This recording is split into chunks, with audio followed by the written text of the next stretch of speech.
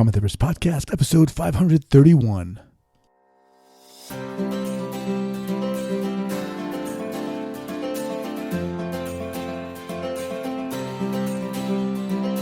All right, welcome back to the Trauma Therapist Podcast. My name is Guy McPherson.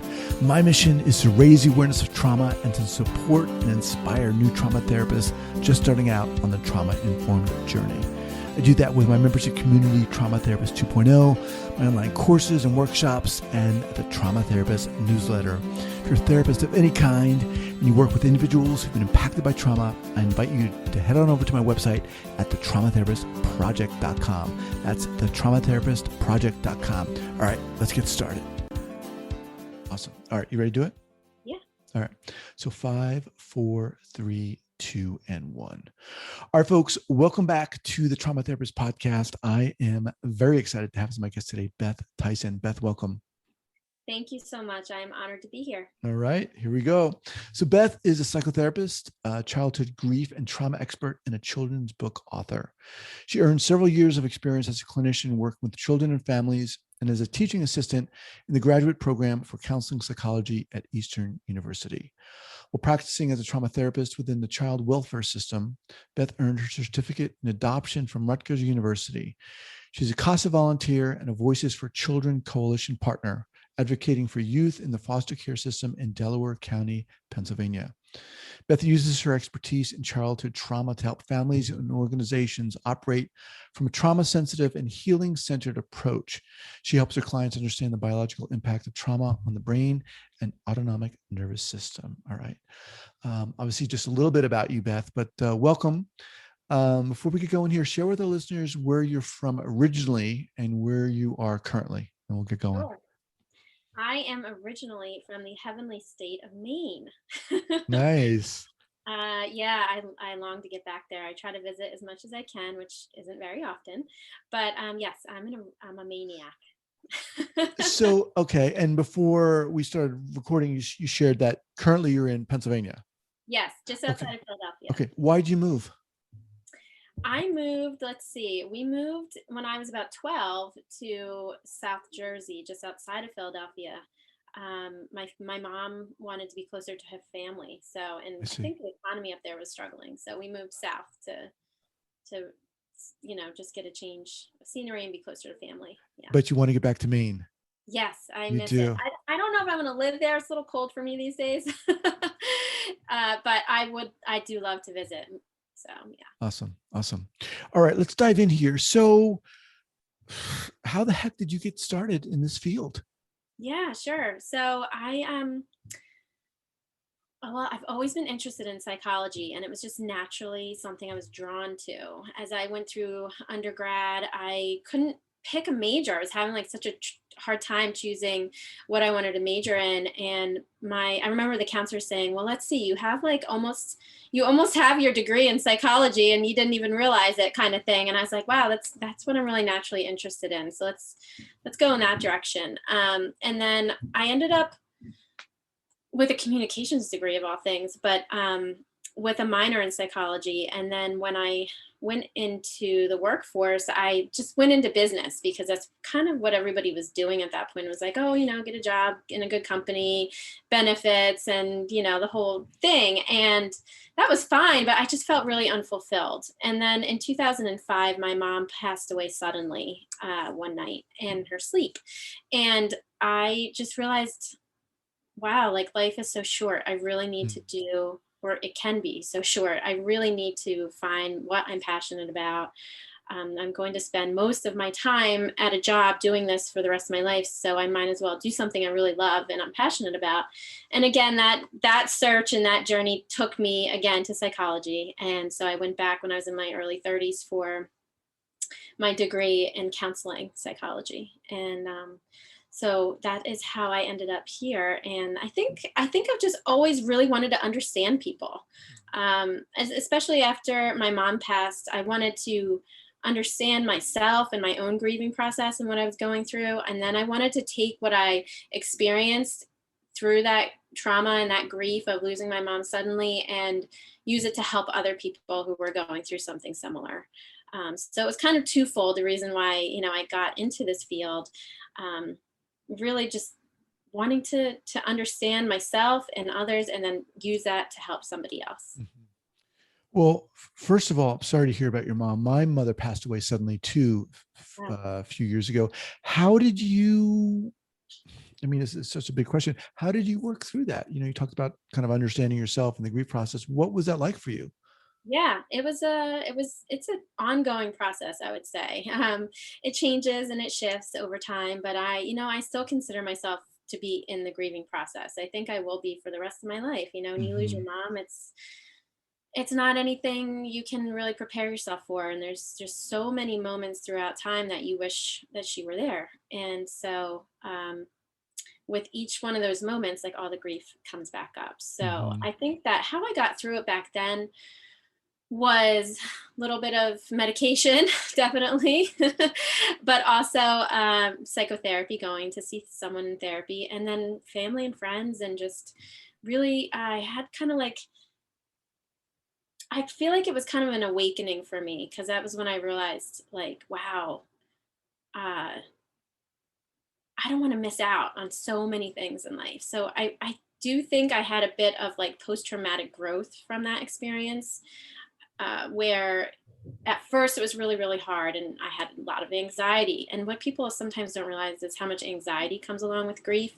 I think oftentimes we think of grief as just like sadness and crying, or depression, but there's also a lot of anxiety that comes up with grief, because it calls into question like your existential questions. It calls into question, like, your meaning in life and your purpose in life, and how long we all have here. So I think, yeah, I think that experience was an awakening for me to, like, go out there and do all the things that I really want to do and really am finding my passion about. So Yeah. And you talked about, wanting to take that experience and kind of help others. What was that process like for you? What did you say to yourself? I'm going through this process. This sucks, but I want to help other people. Lead us through that, if you will. yeah, sure. So I think, I made some mistakes right after my mom passed away.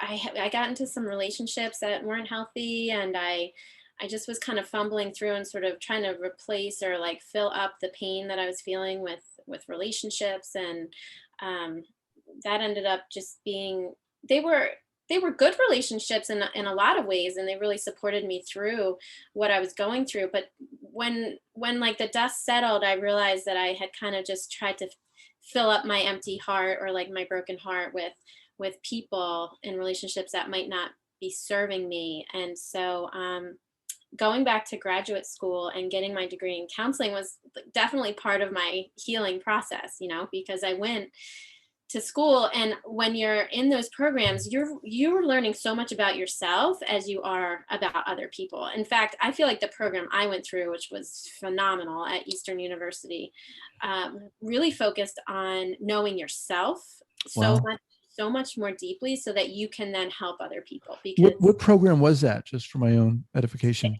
it's the master's in clinical counseling at Eastern University. And I believe now they have like an online program, but when I went, it was fully on campus, in person. Uh-huh. And they really helped you do a lot of self discovery, so Hmm. that your own stuff wouldn't get in the way of being a good therapist or effective therapist. And so you could kind of feel out your own blind spots, so that you didn't inadvertently put your own. That's the hope. Yeah, yeah, yeah. So I think they did a great job with that. Of course, there's always blind spots, right? Yeah. nobody nobody is able to find all of them, but I think that through that process, that really helped me heal. Sorry, my daughter just. No worries. um, Hey. you have to go out, Daddy, honey. I don't know where they are. They must be downstairs. Okay. No, I know. Heavy. I'm so It's okay, sorry. Beth. We can edit that. It's no problem at all. Hold on 1 second. Yeah. Oh, are they in here? Okay. I didn't realize that. All right. Thank you, honey. All right. Have fun. It's very cute on this end, but when you're in it, you're like, oh my God. Yeah. I'm sorry. We'll have to just That's edit that no out. worries at all. Believe me. Or hey, it's real life, right? Yeah, it's real life. Do you want me to edit that out? It's up to you. Okay. Whatever you think Okay. so anyway, it was really that whole, going to school really helped me understand myself better and find coping skills and things that I might not have had. So indirectly, it was, I think, part of my healing process. And also writing. I started like this online journal for my mom. It was like a grief website where you could like set up almost like a tribute to your lost loved ones, and it was a place people could come and leave messages and light a candle, or do all these little symbolic things. And I started writing to her as though I was writing to her. Like I started writing these messages and these journal entries that I felt like were messages out to her, in heaven, and that helped me tremendously through the grieving process. And people would leave comments and say that they missed her and things like that, and it just really helped me cope with what I was going through. So I'm sure there's other similar things out there still like this. This was 15 years ago. So So what was your book about? Oh, so the book I wrote, so it's kind of taking me on a different journey here.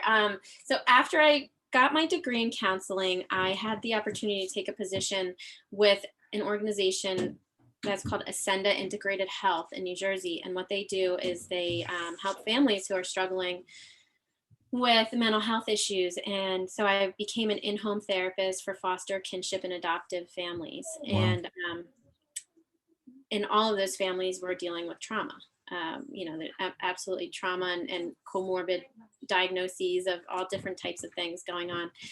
Really families that are in crisis. And oftentimes the children were about to be removed from their foster home or their kinship home or their adoptive home because of behavioral challenges. And it was my role to come in as like a Hail Mary at the last second, because we don't do a lot of preventative work in mental health care, right? We're always like coming in at the last second to try and save things, but not because we want to, but because that's just the way the system works.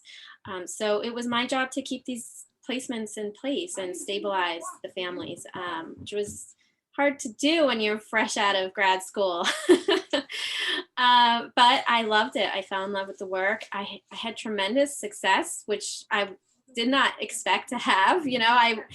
So much of what I do, and especially in the beginning, you want to talk about mistakes, was this imposter syndrome that you feel when you first become a therapist. And when you're in training, it's like, who am I to have this honor and this responsibility of like helping these people through such difficult challenges. But I was able to work through that, and I just saw so much hope in these families that had so much pain, and it was inspiring beyond measure for me. Can we dial in and maybe share a specific experience, obviously without, disclosing any intimate details, but I'd be interested to hear what one of those experiences looked like for you. What was it like for you?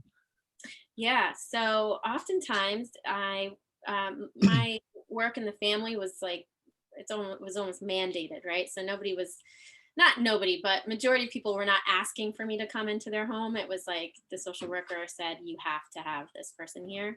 So that was a challenge of itself, like just earning trust and earning respect from the family, and being able to establish that therapeutic alliance with people who really are like sick of people coming into their house, which I get.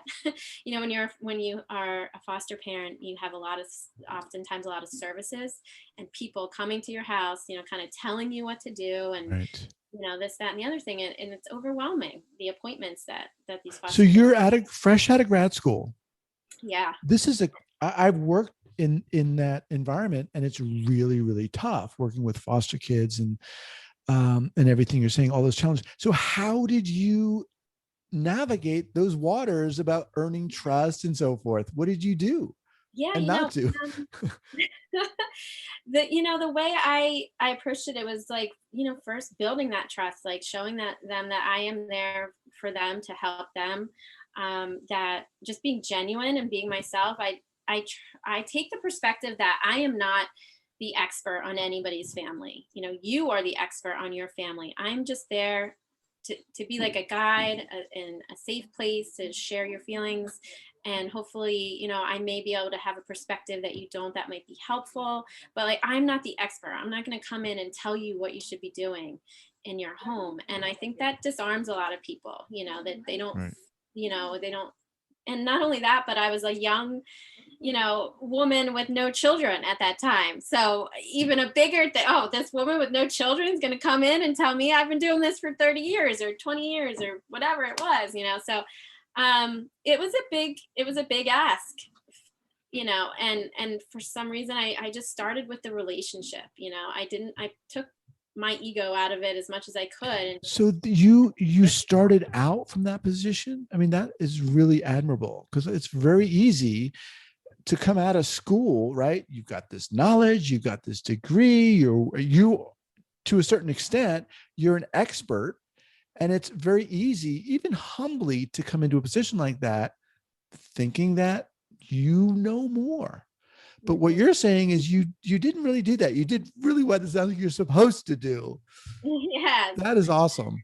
Thank you. I again attribute that back to my program and the work that I did at Eastern because, well, I know some of it's my personality. So when I was in training, when I was in my practicum, I like one day, I guess it was when I probably had my first like practice client. I came into the classroom and I was just like sobbing, like, oh my God, I just messed this up terribly. You know, it was awful. I said the wrong thing. I'm not going to be able to help anybody. You know, I just kind of was like beating myself up pretty harshly. And the graduate assistant for the practicum part of the training was like, listen, you know, I've watched you in class. I've seen you practice. Like, you're doing great. Like, you have to allow yourself to be a beginner.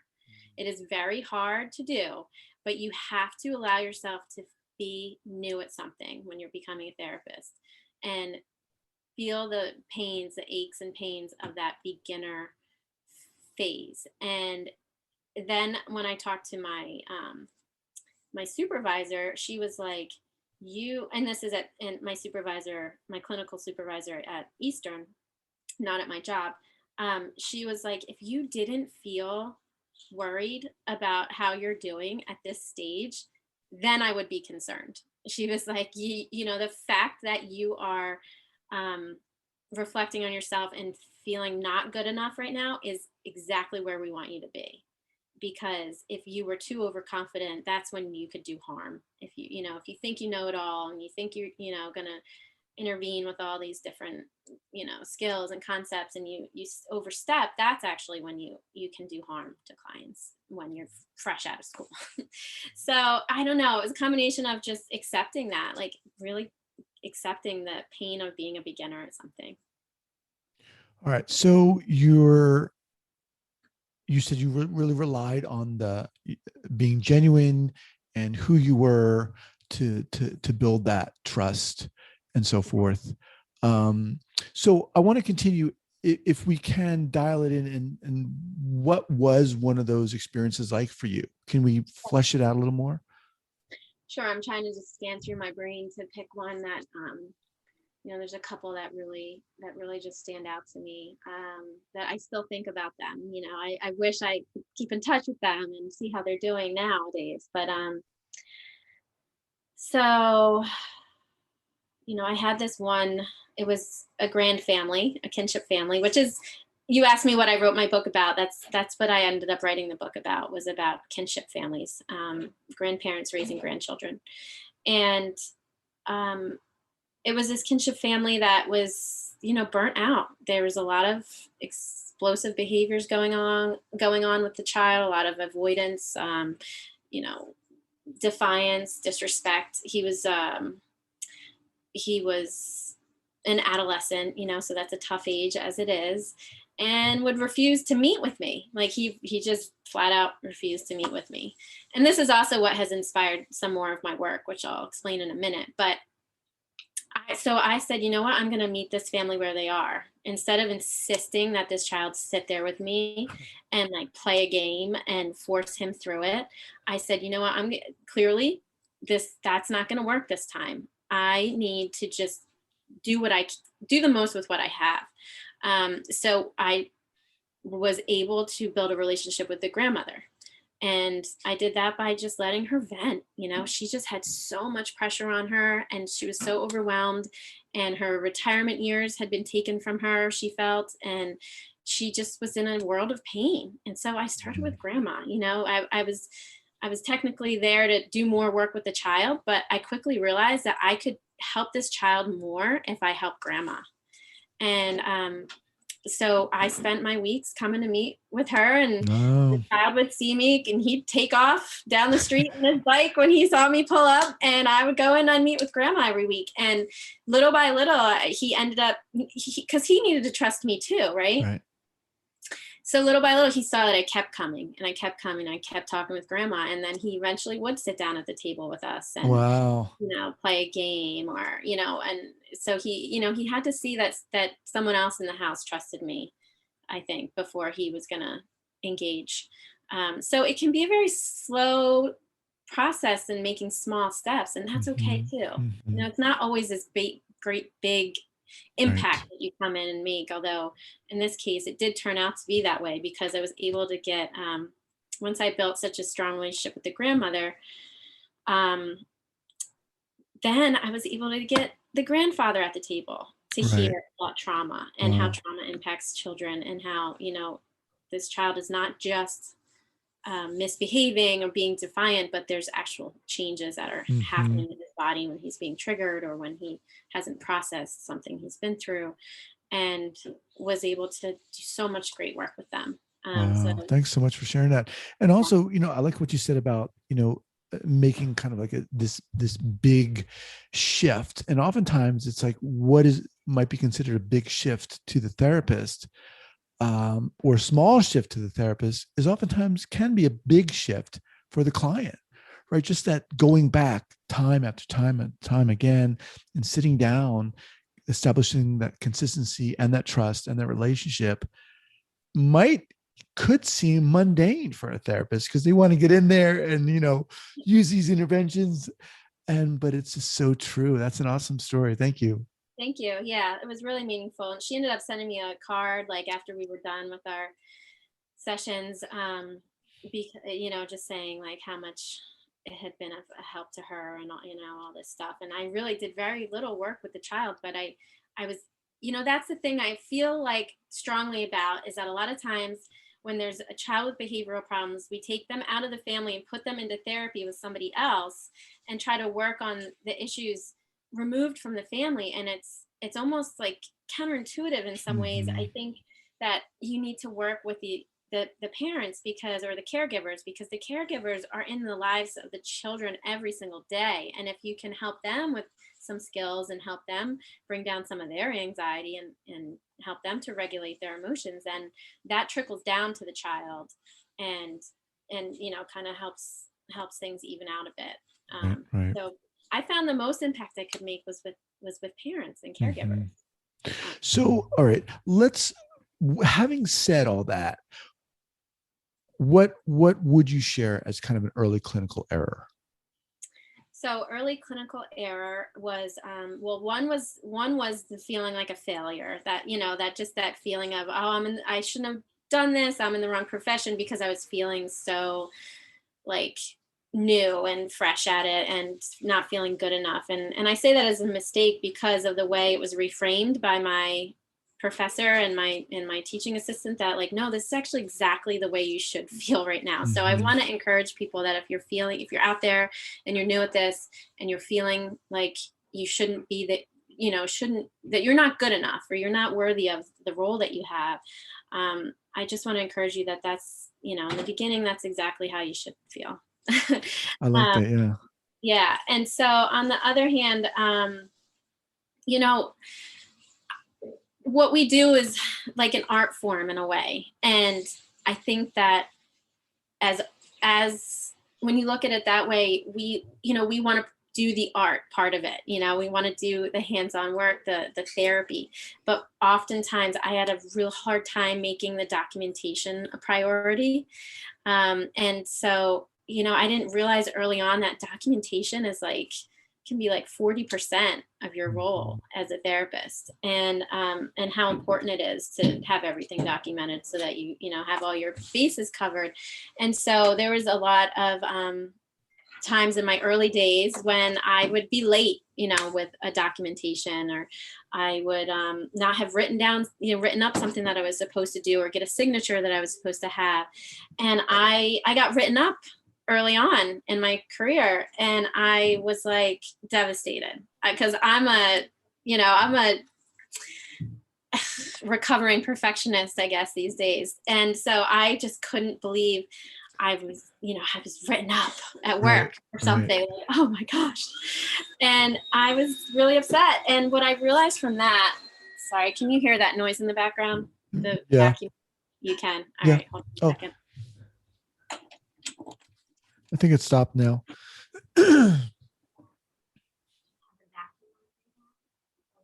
You want to go downstairs?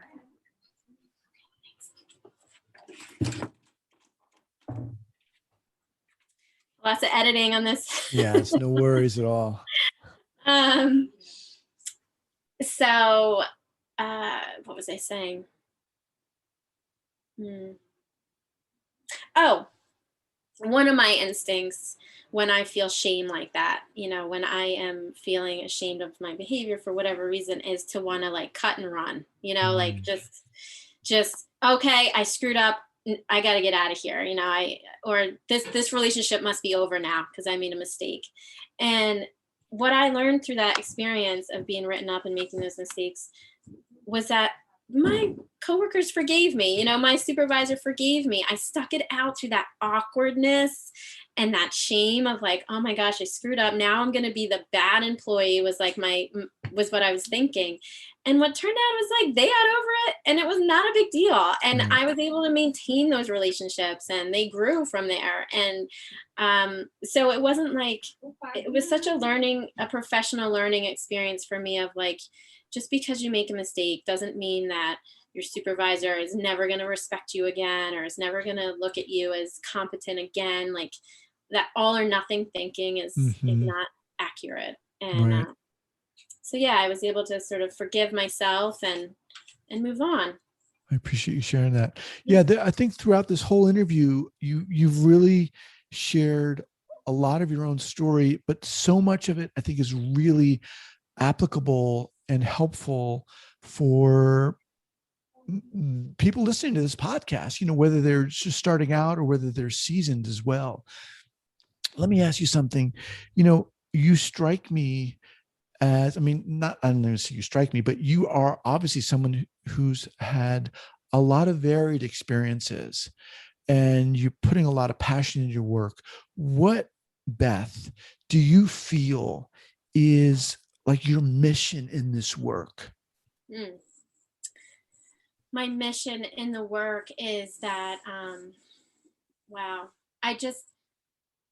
I feel like I have so much, have gained so much knowledge and awareness of pain that is taking place between adults and children that doesn't need to exist if we could shift the paradigm, right? So I did so much of my work is educating people about trauma so that they understand why the behavior is happening and what they can do differently to make things, operate more smoothly in their lives and in their families. And, I really want to help educate parents so that I can reach the children that way, because those are the most critical relationships, the parent-child attachment and that dynamic and that relationship between the two of them. Though that is the most, crucial relationship, not the relationship a child has with the therapist.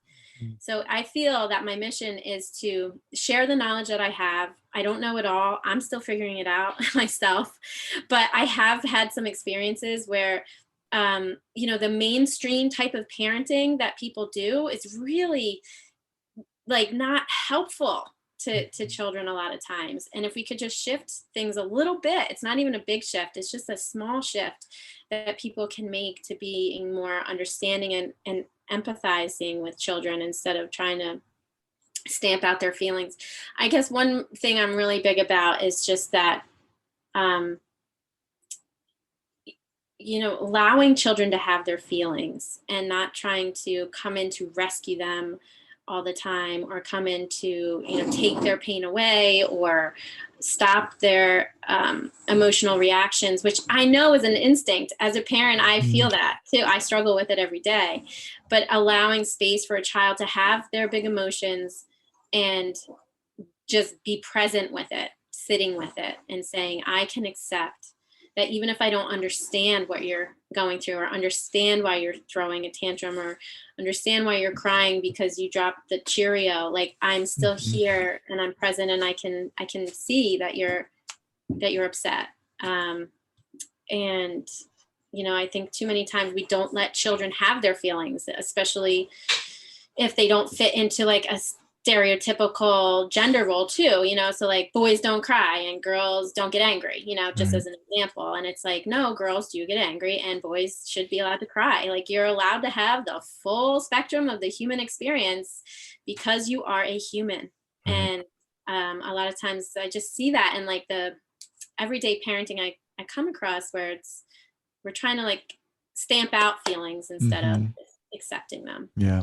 This is a great topic. And I think it's a great topic for another episode, another interview. And I'd love to bring you back to flush that out if you'd be willing. Absolutely. Awesome. All right. So let's wind down here. Before I ask you about a go-to book recommendation, what's the best way for people to get in contact with you? Sure. You can find me on my website, BethTyson.com. That's BETHTYSON. Okay.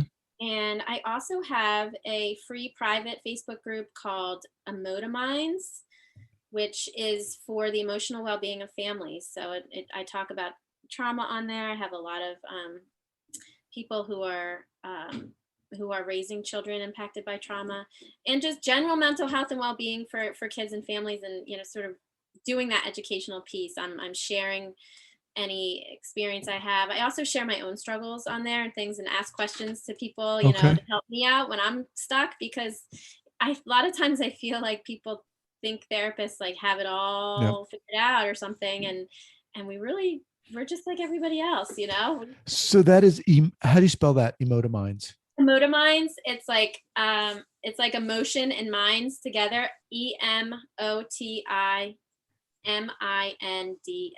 Got it. Okay, we'll include like that. An educational space for understanding mental health within our families. Awesome. Okay, I'll have those links here at the show notes page at the traumatherapistpodcast.com. All right, so closing out, a go-to book recommendation from you, whether trauma related or not. Yeah. So I know I'm not supposed to mention my book, but I wanted to mention it earlier and I didn't get to it. So I'll just throw it out there that if you're in the foster or kinship space, I published a book called A Grand Family for Sullivan, and it's available on Amazon. So there's that, and there's coping skills for children in there who have experienced loss and trauma, and also guidance for caregivers of Awesome. Children who have lost, who have been through separation from their biological families. Anywho, but my book recommendation beyond that, is, so I read every morning. I read this book. It's called A Daily Dose of Sanity by Alan Cohen. And I love this book because it's one-page entries. It's like almost like a devotional, if you know what that is, but it's not denominational, it's not Christian, it's not anything. It's just like little life lessons in one page, one page length. And so it's so inspiring. And I feel like every single time I read an entry, it's every day of the year, 365 days. Every time I read something, it it just enlightens me in a way that I wouldn't expect, or it's a message I needed to hear that day, or it inspires me in some way. And it's become a ritual. I think rituals are really helpful for our mental health. So I read it every day, or I read it at night before bed. And Very cool. So yeah. A Daily Dose of Sanity, a 5-minute soul recharge for every day of the year by Alan Cohen.